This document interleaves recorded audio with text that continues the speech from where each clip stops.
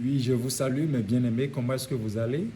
Ok, nous rendons grâce par la part du Seigneur Jésus-Christ qui nous a permis encore d'être là. Nous allons méditer cette fois-ci toujours dans le domaine de tout ce qui concerne déjà les lois anciennes et l'alliance nouvelle. Et nous allons aller dans le livre de Hébreux chapitre 9, le verset 22, qui dit ceci. Et presque tout d'après la loi est purifié avec du sang, et sans effusion de sang, il n'y a point de pardon. Ici, d'abord, si nous devons demander pardon à Dieu, et tant que nous sommes déjà chrétiens, bon, peut-être que d'autres le font par ignorance, mais ce n'est pas une obligation, parce que la parole est en train de dire quoi? Donc, pour présenter quelque chose à Dieu, il faut du sang. Et ce sang-là, Jésus-Christ l'a déjà versé. Donc celui qui est en train de confesser peut-être ses erreurs, ses fautes, s'il croit simplement au sang de Jésus-Christ qu'il a déjà justifié, cela n'a plus d'importance. Donc s'il le fait aussi, cela n'a pas d'importance. Mais une seule fois, Jésus-Christ a pardonné. Et regardons dans le verset 25 de toujours Hébreux 9, qui dit « Et ce n'est pas pour s'offrir lui-même plusieurs fois qu'il est entré comme souverain sacrificateur. » Donc, entre chaque année dans le sanctuaire avec du sang étranger.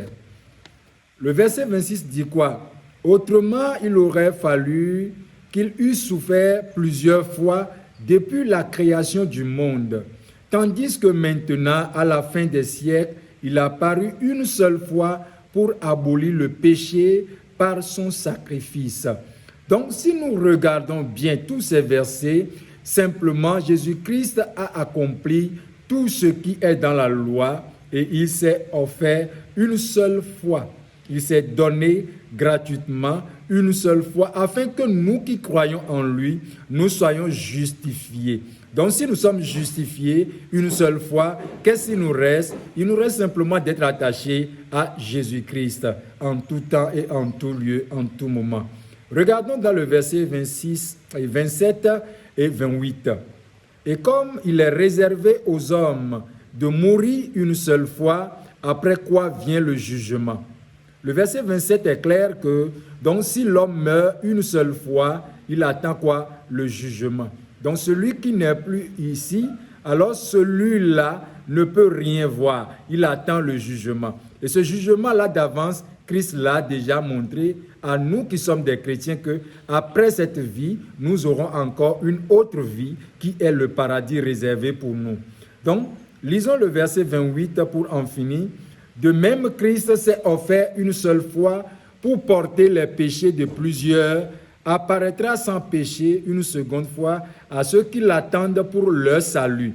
Ça veut dire, si nous recevons Christ aujourd'hui, nous avons le salut. Le salut nous appartient. Simplement, il faut être toujours attaché à lui jusqu'au jour de l'enlèvement. Est-ce que vous voyez?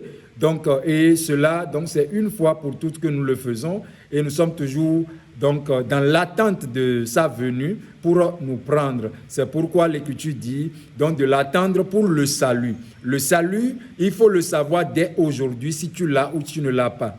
Donc celui qui reçoit Jésus-Christ et qui a l'Esprit de Dieu, alors celui-là a le salut.